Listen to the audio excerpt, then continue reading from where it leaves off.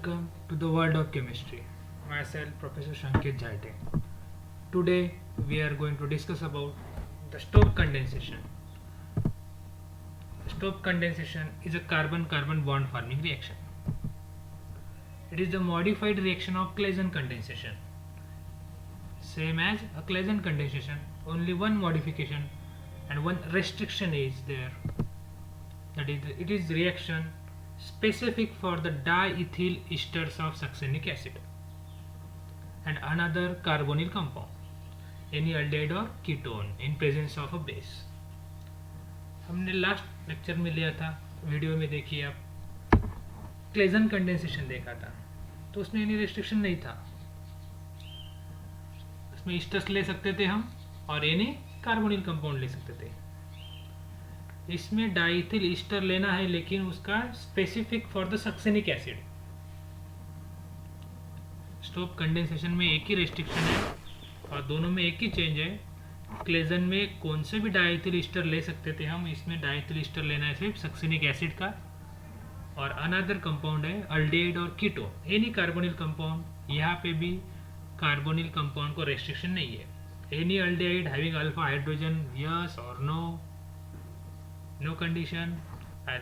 Aliphatic और aromatic कुछ भी हम अल्डेहाइड और कीटोन ले सकते हैं, लेकिन एक स्पेसिफिक हमें चाहिए diethyl ester of succinic acid. Succinic acid का ईस्टर चाहिए और in presence of any base. इतना ही चेंज है. तो it is base catalyse reaction in which nucleophilic carbon is form by treating it with base.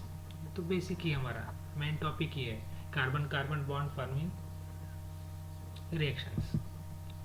अब reaction देखते हैं क्या है.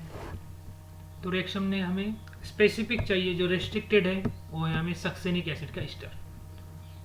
तो यहाँ पे ये ऑक्सीजन को अगर हाइड्रोजन होगी तो वो सक्सेनिक एसिड होगा, तो उसका हमने क्या किया, ईस्टर कन्वर्ट कर दिया.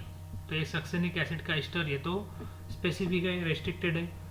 और ये यहाँ पे हमने ले लिया any ketone, any aldehyde, no restriction. Okay, तो ये एसिटोफिनॉन है यहाँ पे. तो यहाँ पे हमने रिएक्शन की इन प्रेजेंस ऑफ बेस. तो बेस के प्रेजेंस में रिएक्शन की, तो बेस पे हमें यहाँ पे कोई रेस्ट्रिक्शन नहीं है.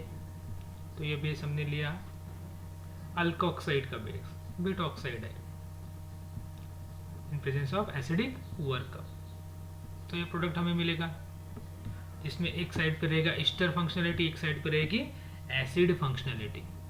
मतलब प्रोडक्ट में हमें एसिड फंक्शनल ग्रुप भी मिलेगा और ईस्टर फंक्शनल ग्रुप भी मिलेगा.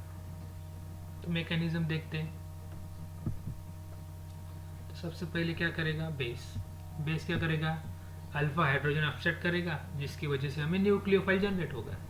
तो अल्फा हाइड्रोजन कहाँ पे है, जो ईस्टर फंक्शनलिटी है हमारी डाई ईस्टर है, उसके अल्फा पोजीशन पे, अल्फा कार्बन पे अल्फा हाइड्रोजन अपसेट करने के बाद अल्फा कार्बन पे नेगेटिव चार्ज आएगा. So we have generated the nucleophile.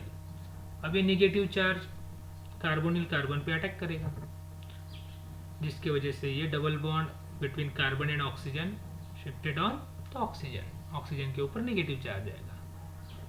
तो ये हो गई हमारी फर्स्ट स्टेप.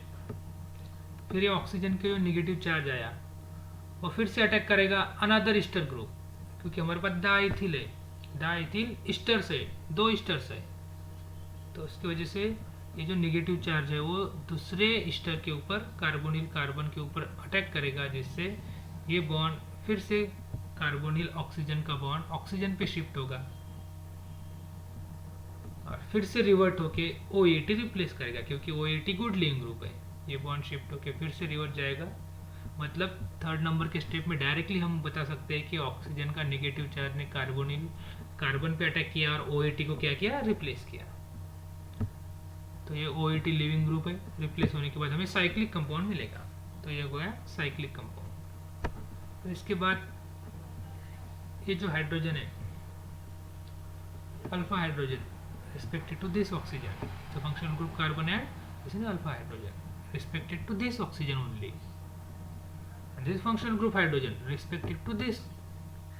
Okay, so ये हाइड्रोजन H+ रिमूव होगा. तो जब भी H+ रिमूव होगा तो यहाँ पे डबल बॉन्ड तैयार करेगा. डबल बॉन्ड तैयार होने की वजह से इस कार्बन की वैलेंसी बढ़ेगी, तो ये बॉन्ड शिफ्ट होगा ऑक्सीजन के ऊपर. तो ऑक्सीजन हैविंग नेगेटिव चार्ज.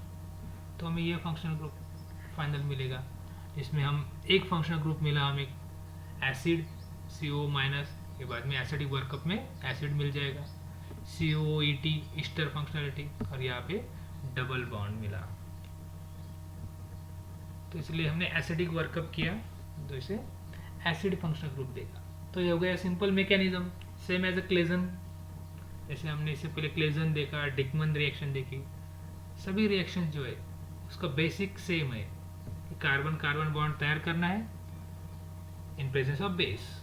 तो बेस क्या करेगा, अल्फा हाइड्रोजन अपसेट करेगा, न्यूक्लियोफाइल तैयार होगा, एक न्यूक्लियोफाइल दूसरे कार्बोनिल कार्बन पे अटैक करेगा और उसके बाद हमें एसिडिक वर्कअप से प्रोडक्ट मिलेगा। सेम है, सिर्फ उसमें क्या है, स्टार्टिंग इनिशियल्स हमने कौन से रिएक्टेंट लिए हैं उसके ऊपर उसकी नेम रिएक्शन डिपेंड है। तो ये हो गई today's reaction. Thank you for your kind attention.